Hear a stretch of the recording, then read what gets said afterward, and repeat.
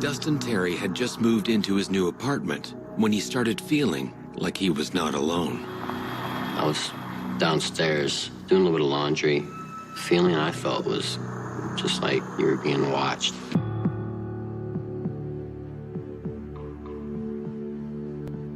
I was actually in the back part of my house. I was folding my clothes, and it sounded like someone opened my door and started walking into my house.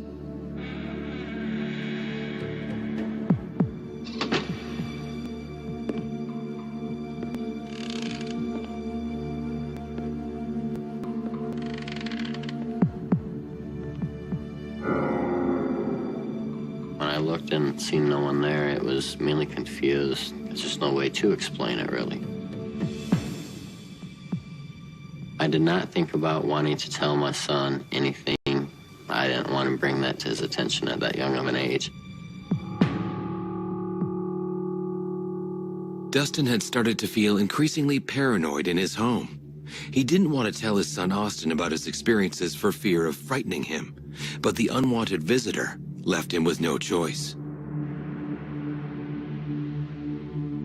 I was at home. We were sitting down in the living room, and one can out of the middle fell off.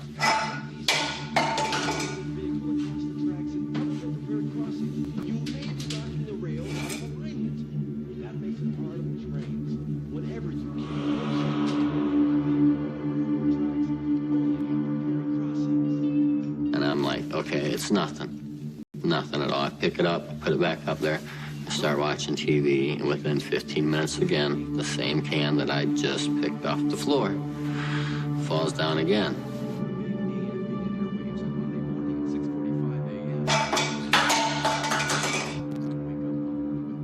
I was still confused. I still didn't want to admit it because I was still along the lines of, these are older apartments. I was like, no, it's got to be something that's very explainable.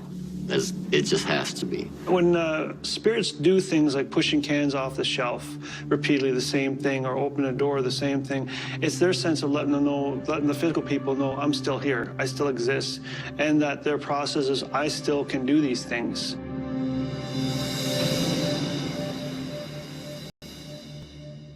Dustin put the events out of his mind and tried to get on with his life. His girlfriend of 6 months started staying over at his apartment. My girlfriend would come over, usually once a weekend. I was watching TV. She said that someone just walked in and someone just touched me on my back. Someone grabbed me in the shower. Somebody grabbed me. There's nothing in there. Go look in the wardrobe. So now it's starting to get physical, and now I know I have a major problem on my hands. Worried about a possible intruder, Dustin started searching the rest of the apartment.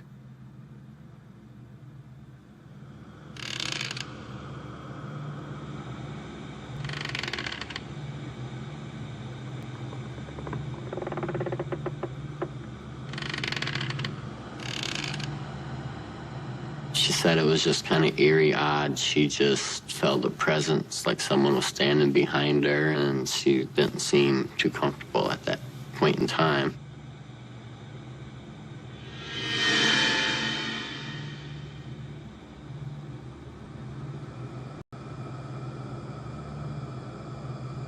I know there's something there. As to what, I don't know.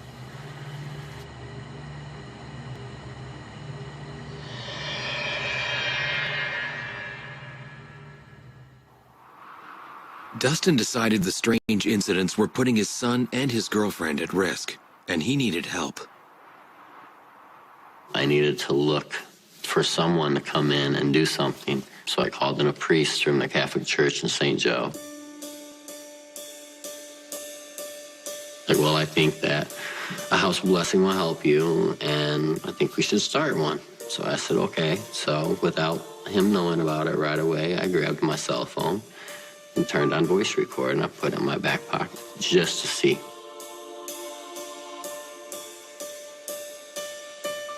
He starts with a couple of prayers, and he's reading from the scriptures as he walks through, and he does the holy water routine in every room. We get back towards the back area, and I noticed when he got back there, he was a little bit hesitant. I kind of monitored when they did leave that they were still pretty much looking around quite a bit. It wasn't like I had his 100% attention. It's like something else had his attention on the side.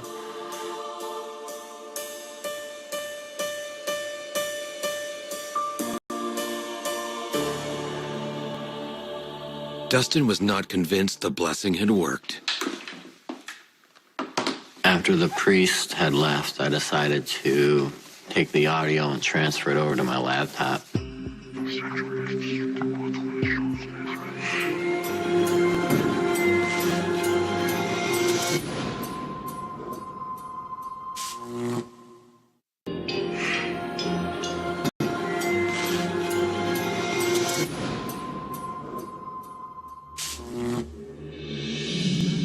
Dustin, Terry, and his young son, Austin, had moved into a new apartment, but so far, it had not been a happy home.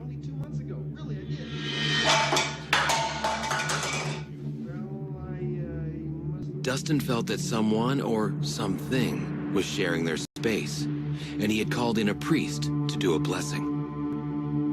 After the priest had left, I decided to take the audio and transfer it over to my laptop.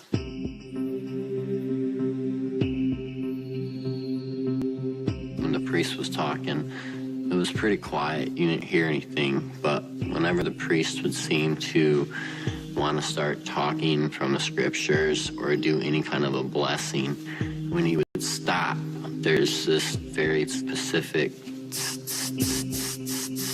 and when he starts, it stops. And the minute he stops, it starts back up again. In the name of the Father,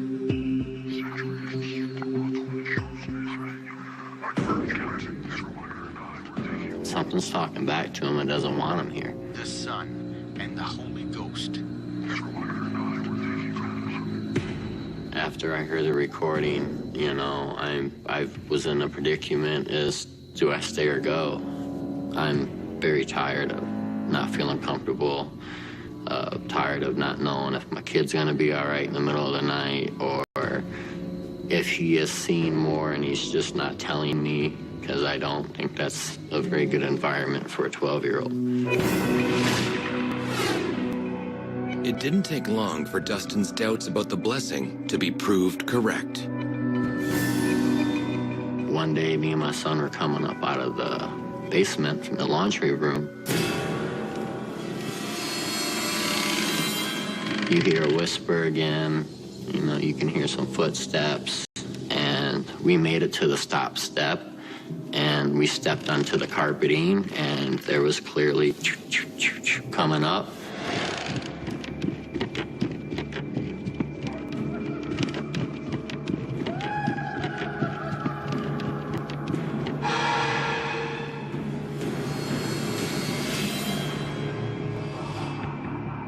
I didn't want to tell him anything. I just said, let's go.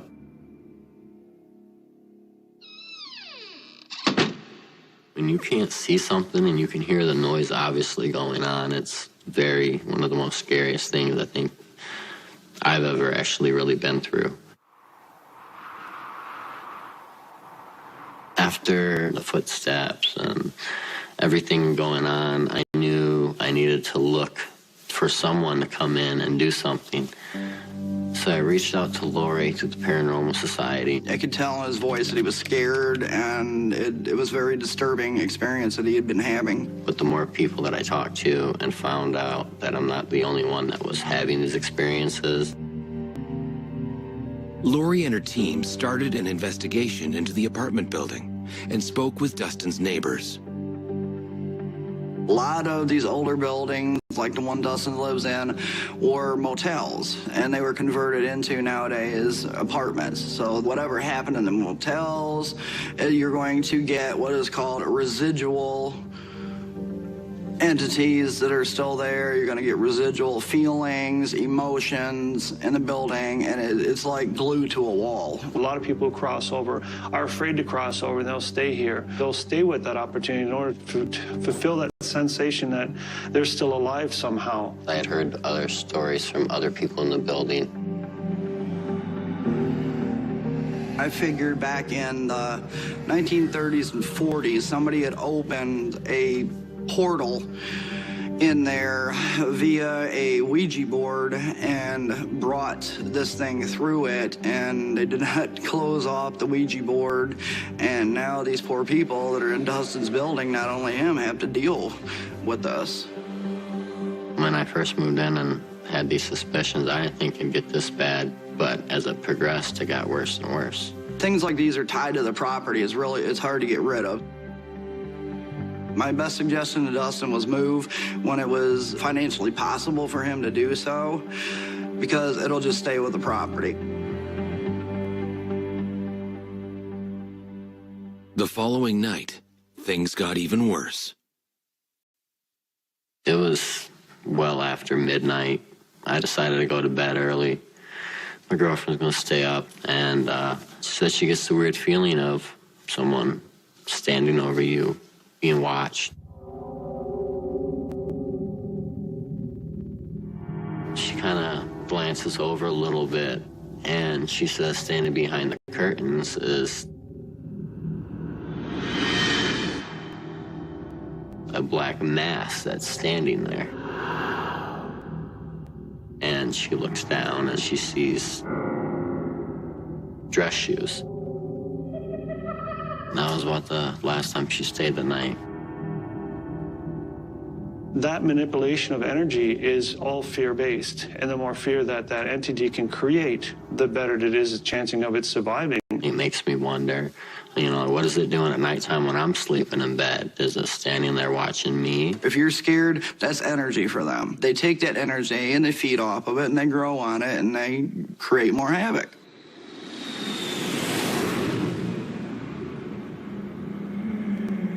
Two days later, I could hear the sound again of somebody walk through, but this time I'm able to see that direction.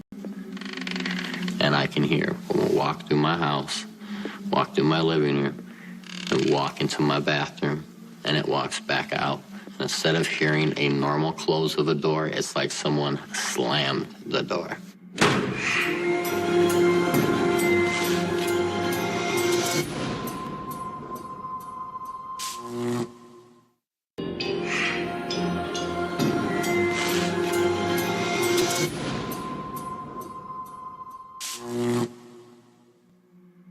Previous occupants of Dustin Terry's home had opened a portal to the spirit world and invited evil into his apartment block.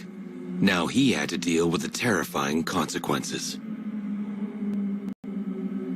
I can hear someone walk through my house, walk through my living room, and walk into my bathroom, and it walks back out. And instead of hearing a normal close of a door, it's like someone slammed the door.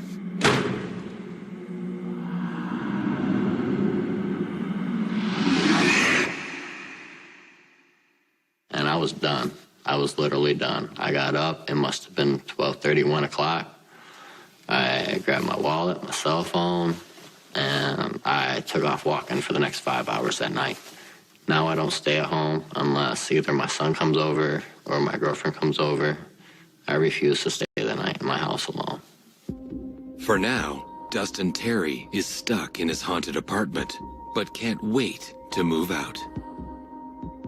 I spend a lot of my waking moments every day trying to find a different apartment, a different place. Whether spirits are invited into a property through people meddling with the occult or by simple accident, the results can be equally devastating and can affect the victims for years afterward.